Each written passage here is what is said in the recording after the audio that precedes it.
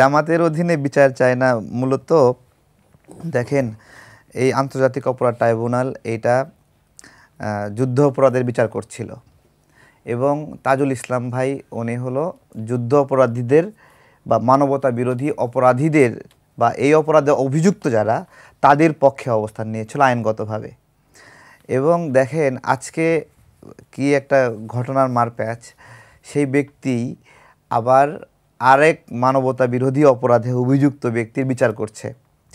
তো এইটা আসলে কনফ্লিক্ট অফ ইন্টারেস্ট হয়ে যায় যে ব্যক্তিটা একই অপরাধে মানে গণহত্যা বা হত্যাকাণ্ডর অপরাধ সেই অপরাধের অভিযুক্তদের আসামিদের পক্ষ নিল, সময়ের পরিক্রমায় সেই ব্যক্তি এসে মানে ওই একই রকম কাছাকাছি একটা অপরাধ, কাছাকাছিও না তার চেয়ে অনেক ছোট অপরাধ, অবশ্যই 1971 সালে রাজাকাররা যে অপরাধ করেছে সেই অপরাধ আর 2024-এর অপরাধ সমান না। সমান আমরা কি সমান বলতে পারি কোনোভাবে? সমান বলার সুযোগ আছে? সমান না, ওইটা আরও ভয়ঙ্কর, ওটার বিভৎসতা কতটুকু। জীবনের সব আয়োজন এখানে একসাথে। তা এদেশের মানুষ যদি আবার তার স্থির চিত্র ভিডিওগুলো আবার দেখার সুযোগ পেত, কিভাবে ছোট ছোট বাচ্চাদেরকে হত্যা করা হয়েছে, কিভাবে ঘরে ঘরে গৃহবধূদেরকে কন্যাদেরকে উঠায় নিয়ে যাওয়া হয়েছে, কিভাবে মুক্তিযোদ্ধাদের ভাত খাওয়ানোর অপরাধে বাড়ি জ্বালায় দেওয়া হয়েছে।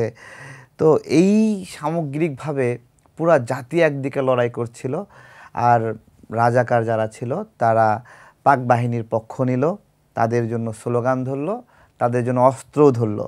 এবং ক্ষেত্র বিশেষে এমন ছিল যে পাক বাহিনীর চেয়েও তাদের যারা চেলা চামুন্ডা ছিল তারা আরও হিংস্র ছিল, আরও বিভৎস ছিল।